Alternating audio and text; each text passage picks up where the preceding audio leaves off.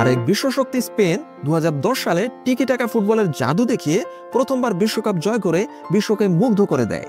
তাদের এই জয় ছিল ফুটবলের এক নতুন দর্শনের বিজয়।